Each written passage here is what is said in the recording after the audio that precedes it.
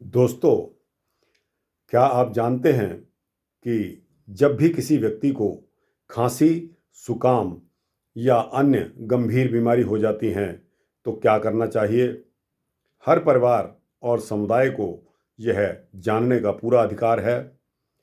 बच्चे को खांसी या जुकाम होने पर उसे गर्म रखना चाहिए और ज़्यादा से ज़्यादा खाने पीने के लिए उसको बढ़ावा देना चाहिए। कभी कभी खांसी और जुकाम गंभीर बीमारियों के लक्षण भी हो सकते हैं। अगर बच्चे की सांसें तेज़ चल रही हैं या सांस लेने में फिर कठिनाई हो रही है, तो उसे निमोनिया यानी कि फेफड़ों में एक तरह का संक्रमण हो सकता है।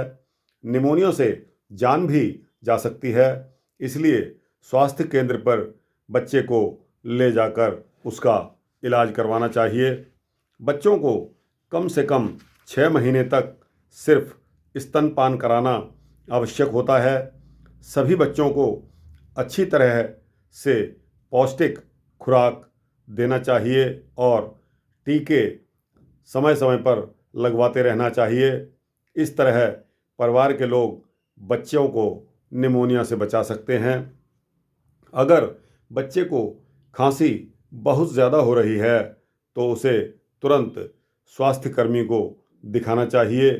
हो सकता है कि बच्चे को टीबी यानी फेफड़ों का संक्रमण हो गया हो। तंबाकू का धुआं या चूल्हे की आग का धुआं बच्चों और गर्भवती महिलाओं को खासकर नुकसान पहुंचा सकता है।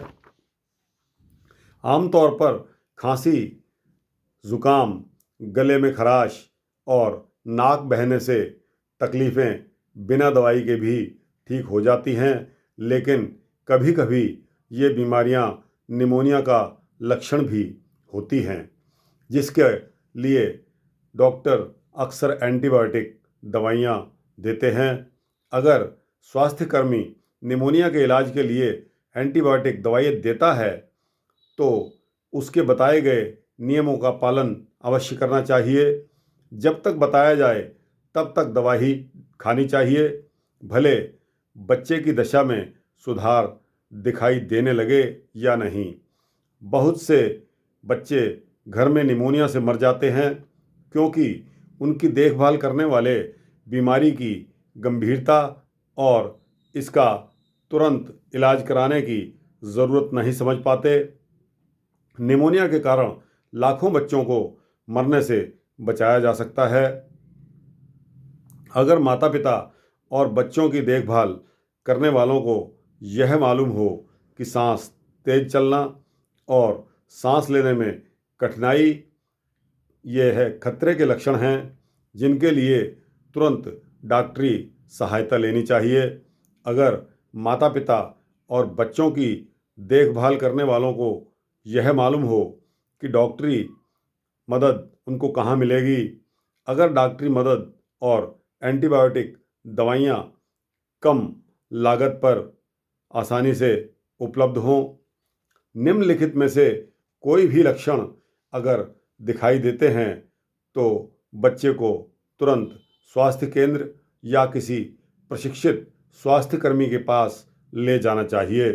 अगर बच्चे की सांस सामान्य से बहुत तेज़ चल रही है, 2 से 12 महीने तक के बच्चों की 1 मिनट में 50 या अधिक बार और 12 महीने से 5 वर्ष तक के बच्चों को 1 मिनट में 40 या अधिक बार सांस लेनी चाहिए।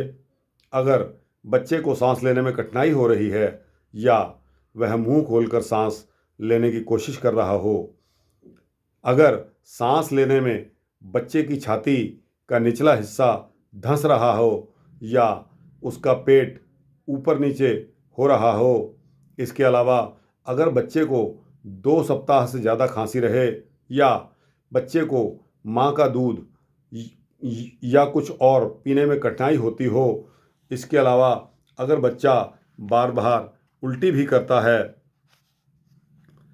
दोस्तों, स्तनपान कराने से बच्चों को निमोनिया तथा अन्य बीमारियों से सुरक्षा मिलती है।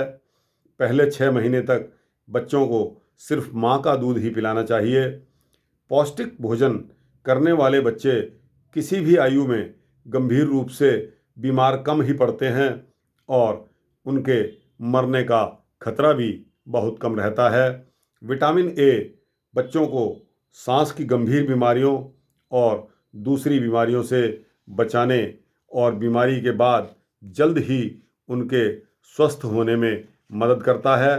विटामिन ए माँ के दूध में, कलेजी में, लाल ताड़ के तेल, मछली, दूध और दूध से बनी चीज़ों में तथा पीले रंग के कुछ फलों सब्जियों में और हरी पत्तेदार सब्जियों में मिलता है। स्वास्थ्य कार्यकर्ता विटामिन ए की पूरक खुराक भी दे सकते हैं अगर वो ज़रूरी समझते हैं तो। 1 वर्ष का होने से पहले बच्चे को सभी टीके लगवा दिए जाते हैं। उसके बाद बच्चे को खसरे से बचाव का टीका भी लगाया जाता है। खसरे के कारण निमोनिया, काली खांसी तथा टीबी जैसी सांस की अन्य गंभीर बीमारियां भी हो सकती हैं। टीबी एक गंभीर जानलेवा बीमारी है जो बच्चे के फेफड़ों को हमेशा के लिए खराब कर सकती है। परिवार के सदस्य टीबी की रोकथाम में मदद कर सकते हैं अगर बच्चे को सभी टीके समय पर लगवा दिए जाएं। बीसीजी के टीके टीबी के कुछ रूपों में कुछ बचाव करते हैं। अगर बच्चे को टीबी या खूनी बलगम वाली खांसी वाले मरीज को बच्चों से दूर रखा जाता है। अगर स्वास्थ्य कार्यकर्ता टीबी के इलाज के लिए विशेष दवाइयाँ भी देता है तो बच्चे को सभी दवाइयाँ उसके बताए अनुसार, नियम के अनुसार देनी चाहिए। भले ही बच्चे की हालत में सुधार दिखाई देने लगे या नहीं। अगर बच्चे धुएं के माहौल में रहते हैं तो उन्हें निमोनिया और सांस की अन्य तकलीफ़ें होने का खतरा बढ़ जाता है। धुएं के कारण बच्चे को माँ के गर्भ में भी नुकसान होता है। गर्भवती महिला को धूम्रपान नहीं करना चाहिए और धुएं के माहौल में भी नहीं रहना चाहिए। आमतौर पर तंबाकू और नशे की लत लगने वाली औरतें अगर लड़कों के आसपास के बड़े लोग धूम्रपान करते हैं या तंबाकू का प्रचार प्रसार आमतौर पर होता है और अगर तंबाकू से बनी चीज़ें सस्ती और आसानी से मिल जाती हैं तो लड़कों को धूम्रपान करने की आशंका बढ़ जाती है। लड़कों को सलाह दी जाती है और इस बात को बढ़ावा दिया जाना चाहिए कि वो खुद कभी धूम्रपान ना करें और अपने दोस्तों को भी इसके खतरे के बारे में जागरूक करते रहें। तो दोस्तों, यह था वृतांत जो कि बच्चों में किस तरह खांसी, ज़ुकाम और निमोनिया की शिकायत को दूर करने का उपाय। मेरा आप सभी लोगों से निवेदन है कि जिनके यहाँ भी छोटे बच्चे हैं मेरा वीडियो उन तक ज़रूर पहुँचाएँ। आपकी बहुत कृपा होगी।